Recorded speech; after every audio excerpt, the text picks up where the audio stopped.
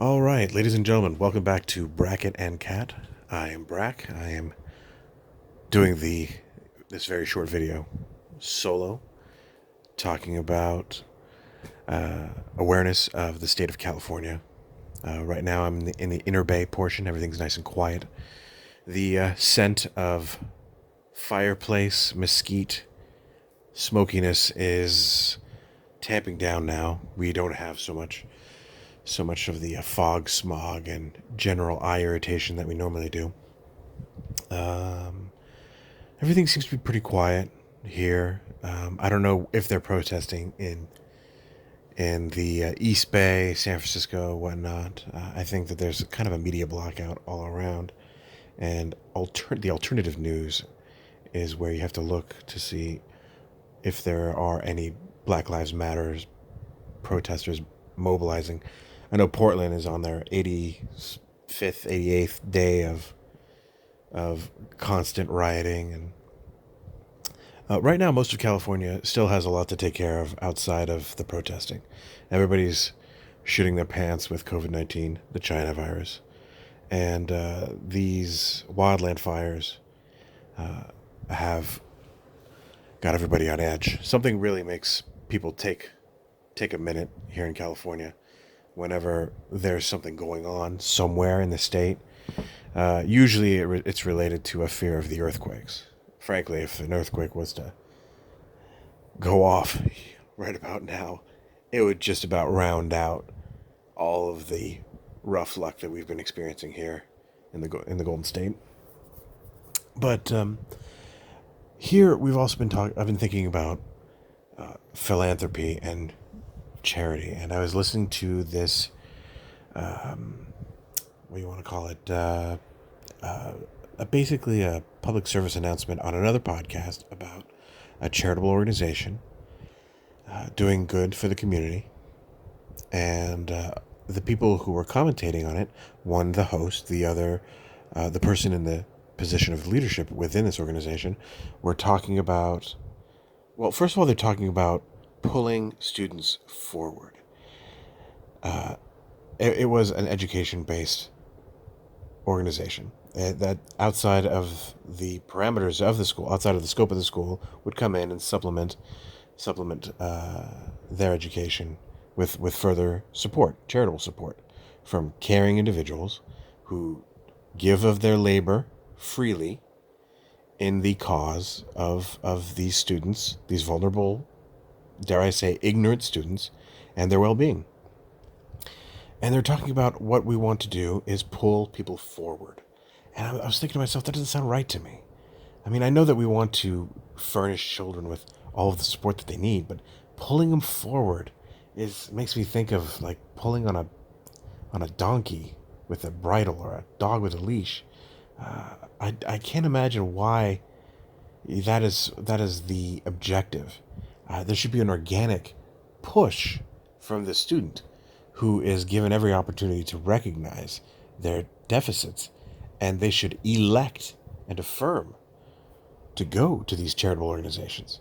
But I don't understand I don't know. I'm not. It's really out of context, and I'm not really explaining it really well. But how can you pull people forward when all they need to do is want to go forward? Now, students obviously, they, again, like I mentioned earlier, they live under a veil of ignorance. Now, this organization was very proud of how they provided support to immigrant, non non-certified, no, immigrant and non-documented individuals, people of color, basically anti-white nonsense like that. From a civic nationalist perspective, I don't see why you would be proud of looking to virtue signal as to how great you are to a specific subsection of the people. I think you give help where help is needed. And I mean, honestly, you hear them talking about how they want to do so much for their community members, and then they say, oh, by the way, our community members are the people who are of a certain color, or basically who have any color, considering they find white people to be the absence of color. We're basically the absence of all things, essentially. Absence of morality, absence of culture. So, of course, that's always shakes me to my core whenever I hear it. You wouldn't know it by looking at me from the outside, but you you can't help but realize what it's like to live in a community, in a society that upholds Jim Crow. But unlike the Jim Crow of the eras of the 40s, 50s, and 60s, it's not state mandated. It's culturally mandated.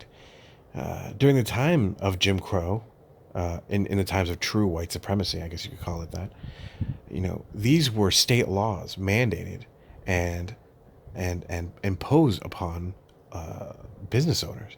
You weren't allowed to seat people at certain parts of the counter at your diner. You weren't allowed to give people, just one bathroom for any race. These were conditions imposed upon them. This type of Jim Crow is organically bubbling up from a sense of discrimination towards individual students, and that's not a big deal. I know that most of these people are just talking the talking points to appease the more extreme, more like highly refined race realists within their own groups, and that they go about their day treating people like anyone else.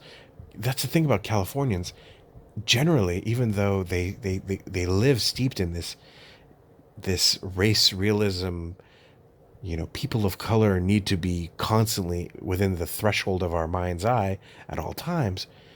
Californians are overwhelming. I mean, even in the urban centers, are overwhelmingly sweet-hearted people, and it all comes from a place of wanting to do good.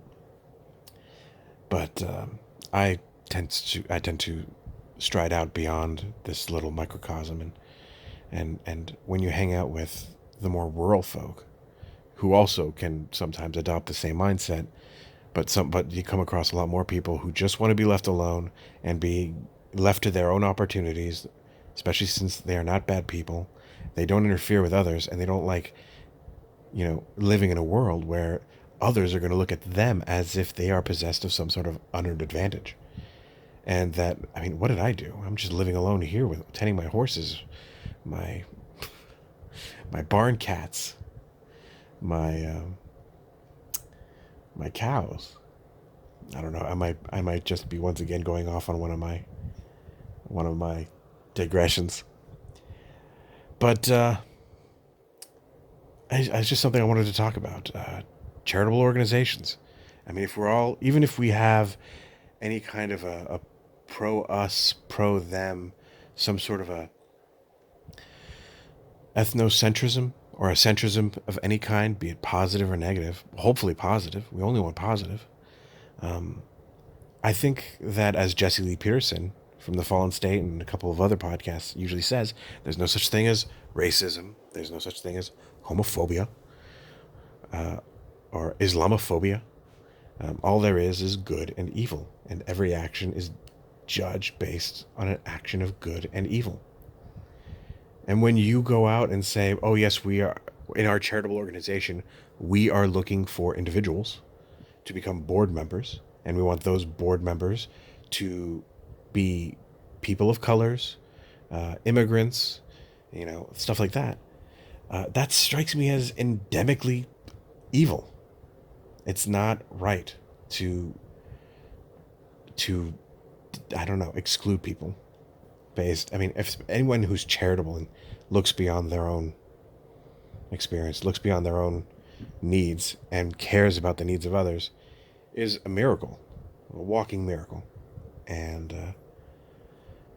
well, I just wanted to talk about that for a few minutes and let you know about it. Anyway, Kat and I we're going to be back together pretty soon, and then we're going to come up with a couple of other little things to talk about.